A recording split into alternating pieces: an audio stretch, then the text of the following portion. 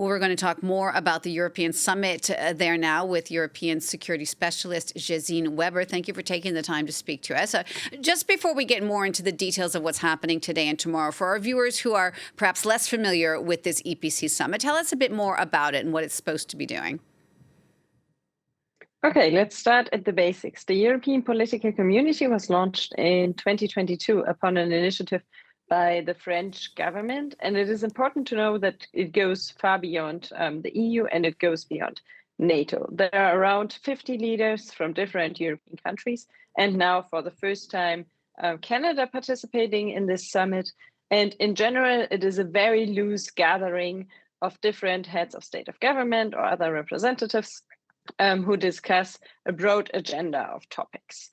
Historically, that has always been energy and security, especially in relation as a reaction to Russia's war against Ukraine. And these are also the topics that are on the agenda today, plus supply chains. Indeed. But would you say that the stakes are even higher this year, given the current political climate and the friction there's been between the EU and the US recently? The stakes have clearly increased over the last year as transatlantic relations have come under increasing strain, and as it is especially important for Europe to also or for the EU to also diversify its partnerships and also to strengthen partnerships with other states in the region. But I think that it's also important to really manage expectations towards this kind of format, because it is and remains an informal gathering. It is a bit of a talking shop where the big topics are being addressed, but it is not necessarily a forum to find direct solution. It is more a gateway into further talks and then perhaps finding solutions. Indeed, and also a symbolic gateway. For example, this year, the Canadian Prime Minister, Mark Carney, is at the summit. The U.S. President, Donald Trump, is not. Is this another sign, perhaps, of a new world order where many countries are no longer lining up behind the United States? I would not take the absence of the United States as so much of a big issue, because in general, the European political community has always been about Europe.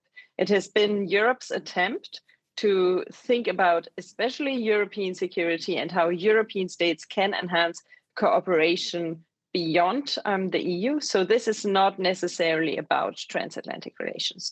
Of course, it has a transatlantic component as the US also increases pressure on European states, but I would not overinterpret the fact that there is no US representation at a summit that in general aims at deepening European cooperation. However, the participation of the Canadian Prime Minister is interesting because I think it shows how much Canada is now trying to find its way into cooperation with Europeans, but also how middle powers more generally cooperate as the US is turning sometimes predatory, but very often a complicated partner. Now, one of the key issues, of course, for Europe at the moment is the situation in Ukraine. The Ukrainian President, Volodymyr Zelensky, is there as well. What kind of reaction do you think all of that might provoke from Moscow? Again, I would not overinterpret that summit simply because it remains a very loose gathering. Obviously, I think that Moscow will follow closely what is being decided there. But in the past, we have actually never seen decisions. We have seen a political community and a communique, and for that, the European political community is a good show of European unity.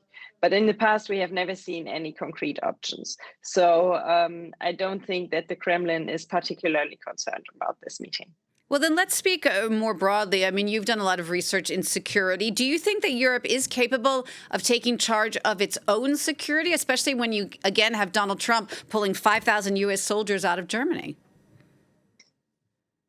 I think when we talk about this recent announcement of the withdrawal of 5,000 soldiers from Germany, it's important to also see that in relationship to the total over 80,000 US soldiers that are being stationed in Europe, and the fact that Europeans were already expecting the US to change its force posture in Europe. So withdrawing 5,000 soldiers, when we're talking about this order about this lot of soldiers stationed in Europe, is from a military perspective absolutely not a game changer. However, what really is important here is the political symbolism behind that, and that is that this decision was taken in reaction to a statement from German Chancellor Merz, which obviously did not necessarily spark joy in President Trump.